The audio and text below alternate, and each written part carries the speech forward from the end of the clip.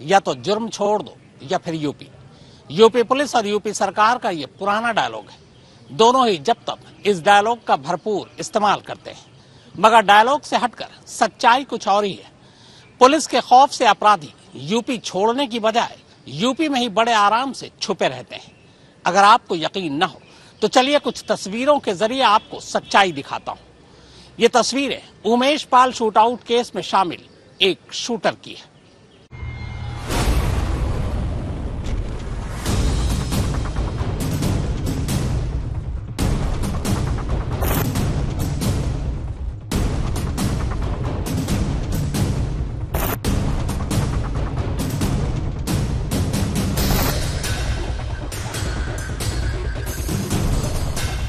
उमेश पाल हत्याकांड से जुड़ी ये सबसे ताजा सीसीटीवी तस्वीरें हैं।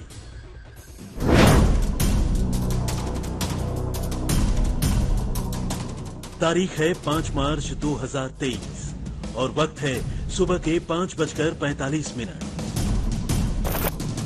एक रिहायशी इलाके की गलियों के बीच काले कपड़ों में टोपी लगाए लंबा चौड़ा एक शख्स हाथ में एक बैग लिए नजर आता है। वो रास्ते से पैदल ही गुजरता हुआ इधर उधर देखता है, मानो किसी का मकान ढूंढने की कोशिश कर रहा हो, और फिर कुछ देर जायजा लेने के बाद एक मकान की घंटी बजा देता है।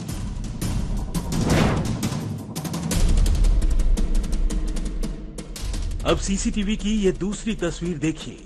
घंटी बजते ही एक लड़की घर का गेट खोलती है और वो शख्स पूरे आत्मविश्वास के साथ घर के अंदर दाखिल हो जाता है। लड़की उसे अपने साथ कमरे में लेकर जाती है।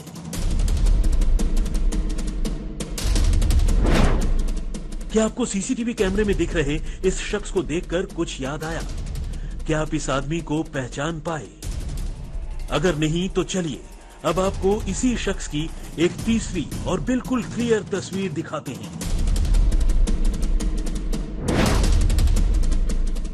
यह तस्वीर है घर के अंदर की, यानी ड्राइंग रूम की। वही लहीम शहीम कद काठी वाला शख्स अब घर के अंदर दाखिल हो चुका है। वो अंदर आते ही बड़ी बेतकल्लुफी से अपना बैग जमीन पर रखता है और कमरे में बैठी एक महिला के साथ बातचीत करता हुआ टोपी उतारकर टेबल पर रखकर उसके सामने सोफे पर बैठ जाता है। और फिर थोड़ी ही देर बाद ऊपर की मंजिल से 2 लोग आते हैं जो बारी बारी से इस शख्स के साथ हाथ मिलाकर और गले मिलकर उसका स्वागत करते हैं। अगर इन तस्वीरों को देखने के बाद भी आप इस शख्स को पहचान नहीं सके तो चलिए अब हम ही आपको इसकी पहचान बता देते हैं। ये है गुड्डू मुस्लिम। जी हां, वही गुड्डू मुस्लिम जिसने प्रयागराज में उमेश पाल की हत्या के दौरान बम मार मार कर पूरे इलाके में दहशत फैला दी थी और जो उमेश पाल और उसके साथ मौजूद 2 सरकारी गनर के कत्ल का मुलजिम है। लेकिन फिर सवाल उठता है कि अगर ये गुड्डू मुस्लिम है तो इस वक्त ये यहां क्या कर रहा है? जिस शख्स की तलाश में पूरी की पूरी यूपी पुलिस जमीन आसमान एक किए हुए है, जिसके बारे में जिंदा या मुर्दा इत्तला देने वाले को 5 लाख रुपए के इनाम का ऐलान किया जा चुका है, जिस अकेले शूटर की तलाश में यूपी पुलिस और एसटीएफ की 3 टीमें डेडिकेटेड तरीके से लगी हुई हैं, आखिर वही गुड्डू मुस्लिम इतने आराम से, इतनी बेफिक्री से यहां कैसे घूम सकता है? और सबसे अहम ये कि आखिर गुड्डू मुस्लिम इस वक्त इस मकान में यहां क्या करने पहुंचा है, जिसे अपने घर में देखकर वहां के लोग हैरान परेशान नहीं हैं, बल्कि बड़े खुले दिल से उसका स्वागत कर रहे हैं। तो इन तमाम सवालों का जवाब जानने के लिए आपको इन सीसीटीवी फुटेज के पीछे छिपी कहानी को समझने की जरूरत है।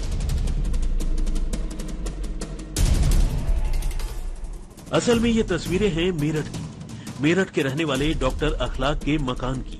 डॉक्टर अखलाक रिश्ते में माफिया सरगना अतीक अहमद का बहनोई लगता है और सूत्रों की माने तो इसी अखलाक की बेटी से अतीक के बेटे असद की शादी होनी है। लेकिन फिलहाल यही अखलाक यहां अतीक के गुर्गे और प्रयागराज के बमबाज गुड्डू मुस्लिम की मेहमान नवाजी में जुटा है, उससे गले मिल रहा है और ये तस्वीरें अतीक के साथ साथ उसके उसी गठजोड़ का सबूत है। जब गुड्डू मुस्लिम यहां पहुंचा था तब तो यूपी पुलिस को इसके बारे में कोई जानकारी नहीं थी।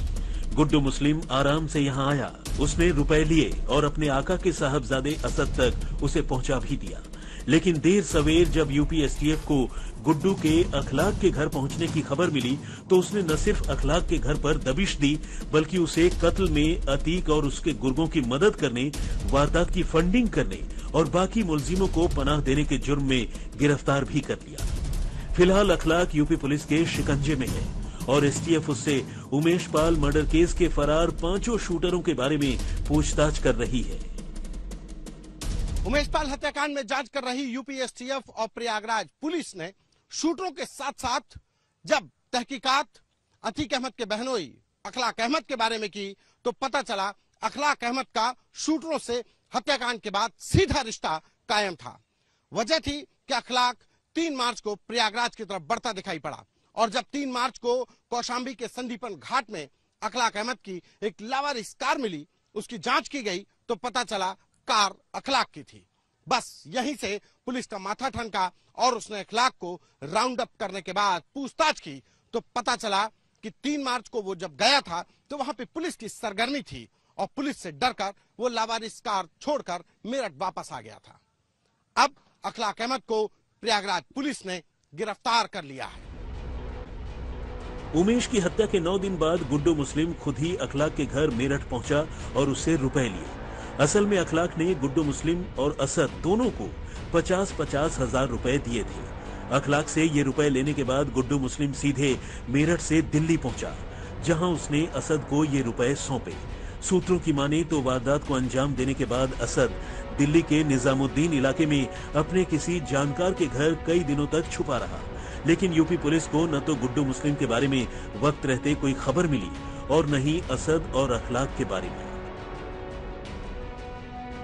पुलिस ने उमेश पाल हत्याकांड को अंजाम देने के 2 आरोपियों अरबाज और विजय चौधरी को जहां 2 अलग अलग एनकाउंटर में मार गिराया है, वहीं सदाकत नाम के उस वकील को गिरफ्तार किया है जिसके इलाहाबाद यूनिवर्सिटी के हॉस्टल के कमरे में बैठकर उमेश पाल की हत्या की साजिश रची गई। लेकिन गुड्डू मुस्लिम और असद के अलावा इस वारदात को अंजाम देने वाले बाकी के 3 शूटरों का अब तक कोई अता पता नहीं है। पुलिस सांप गुजरने के बाद लकीर पीट रही है। दुकान में छुपकर उमेश पाल पर गोली चलाने वाला मोहम्मद गुलाम, गाड़ी से उतरकर राइफल से ताबड़तोड़ फायरिंग करने वाला मोहम्मद साबिर और गुड्डू मुस्लिम को अपनी बाइक पर बिठाकर मौके तक पहुंचाने वाला शूटर अरमान भी अब तक नदारद है।